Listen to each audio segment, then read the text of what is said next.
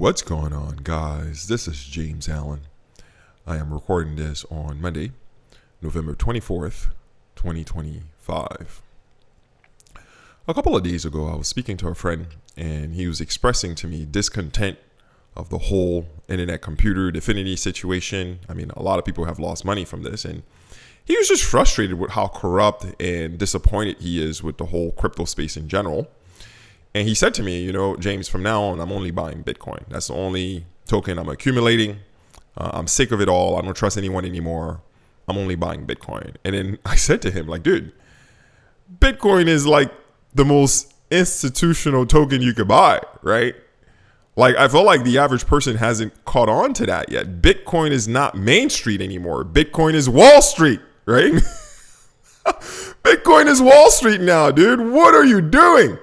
If you buy Bitcoin now, you're basically empowering the rich. You're making the rich richer, right? And why do I say this? Well, a quick look at who the largest holders of Bitcoin will show you that I'm telling you the truth. And I'm big on truth, guys, because if I lie to you or if I try to use the Kaspa community for my own ambition selfishly, I will lose your trust, right? Because if I lie to you and I'm just trying to game you guys, I'm going to lose your trust. And with trust, you lose. When you lose trust, you lose authority. Trust and authority goes hand in hand. If you look at the largest holders of Bitcoin, you're going to see institutions like BlackRock, Fidelity, Grayscale, MicroStrategy, Binance, Coinbase. Even the US government, I think, has $19 billion worth of Bitcoin. Meanwhile, they were just not paying people their food stamp. I mean, it's this insulting stuff, right? I want you to think about that. During the government shutdown, people weren't getting their food stamp payments. And the government, meanwhile, is sitting on 19 billion worth of Bitcoin. And that means a lot to me, right? Because you guys know my story. I grew up really poor. I had food stamp before. I've been on food stamps prior. I'm not ashamed of it. I'm not ashamed of my past. I do not look down on food stamp or any social welfare whatsoever. It's better than the trillions they're spending in the Pentagon, in my opinion.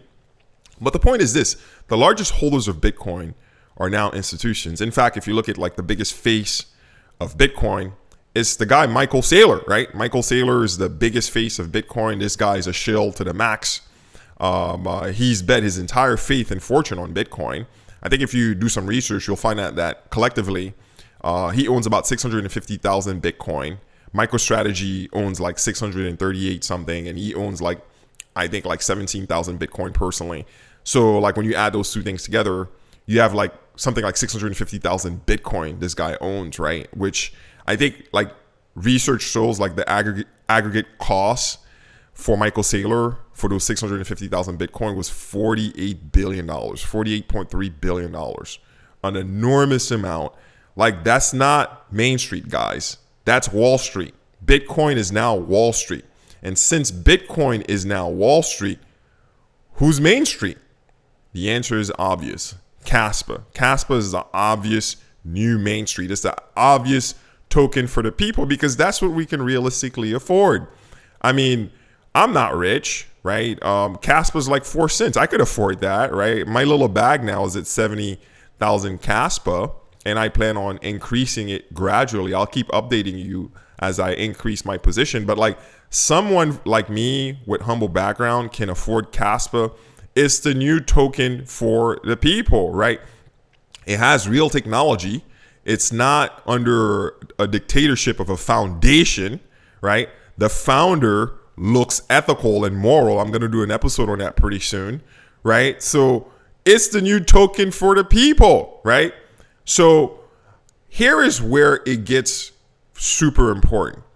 Kaspa has to become Main Street.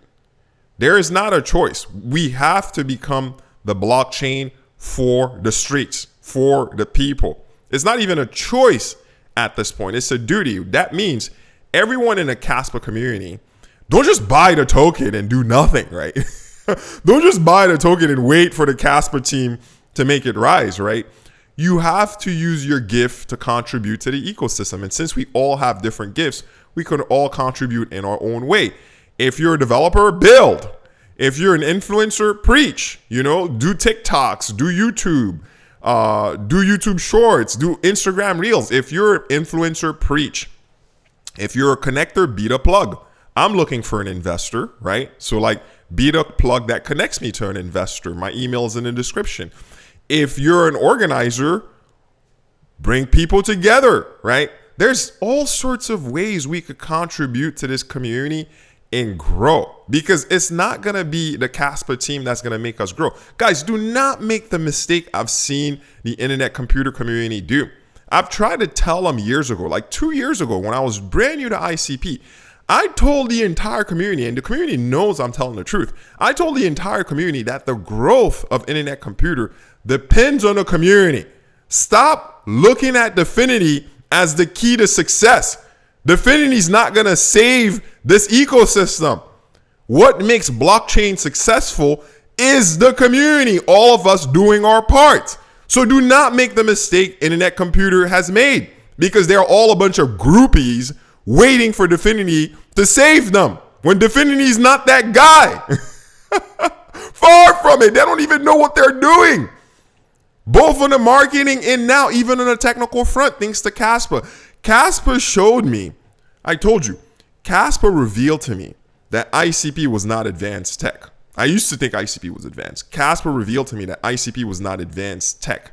It was just a corporate overbuild. That's all ICP was. It was a corporate overbuild. Kaspa humbled me and revealed that to you. Now I'm telling you, right? Because I have my own things to teach you, the community. Do not make the mistake I've seen internet computer do. That is wait on a foundation or the founders to make the protocol successful. You're going to have to make the protocol successful. Whatever gift you have, you're going to have to use it to contribute to the community and make the ecosystem grow. Make Kaspa become the new token of the people. And it's entirely possible. If each of you do one TikTok or one reel, for an example, the network effect will take care of itself. If every one of you are spreading Kaspa through word of mouth, the network effect will take care of itself. We have no choice. We have to become the token of the people, the token of Main Street. And what a coincidence, right? Because I have an app, Cityscape. It's a street app, right? It's a city app. It's an Urban Explorer street app. And the cryptocurrency of the app is called Street Cred. And I would like to be the first person to deploy a token on ICP. That's what I can promise you guys, right? What I can promise you guys, because Kaspa right now is at the stage where it needs adoption. It needs someone to deploy real tech to it so it could show us what it could do. It cannot stay at this theoretical stage, right? So for Kaspa to advance, real technology has to be deployed to it. And I'm working on Cityscape. I've already mentioned in one of my last episodes, one person did 3 missions. They did 3 scavenger hunt mission on my app. They had to travel to 3 different locations, find a Cityscape sticker, and they did, and they claimed the artifact of all these missions. So it's working, but I'm still learning my job. I'm still like right now. I'm about to go through a second iteration of Cityscape. Like I'm not broadcasting missions anymore because like I'm putting it on pause because there's a lot of things I'm changing on the app. And then once I do all these changes and publish them, I'm going to start broadcasting new missions again to see if the new iteration is more successful, because I am having my own struggles with like retainment. People are doing missions, but I don't see them coming back. And that's fine because the app is very minimal. I just wanted to test if the mission system was working. It is. So now I'm adding the first additional feature, and I'm going to see if that feature is keeping users. And I also want to get better at deploying missions and getting real live scavenger hunts. So I'm still in the process of like perfecting the machine. But trust me, guys, once I have Cityscape figured out and once I have a certain threshold of user activity, I'm going to share it with you guys, and I will be the first, hopefully, because someone else might beat me to it, to deploy real tech being used by real people to the Kaspa blockchain. And I felt like that would be me doing my part to the community. But just like I have to do my part and not just be talk, you have to do your part and contribute in whatever way you can. Like I said, if you're a developer, build. If you're an influencer, preach. If you're a connector, be that plug. If you're an organizer, bring people together. Or if you're just a normie, just spread it through word of mouth, man. But we all have to do our piece to make Kaspa the token of the people to make Kaspa the Main Street token, while Bitcoin is now the Wall Street token. In any case, my misfits, that's all I have for you in this episode. You know what to do. Don't forget to press that like button and support me on Patreon. I will see you next time.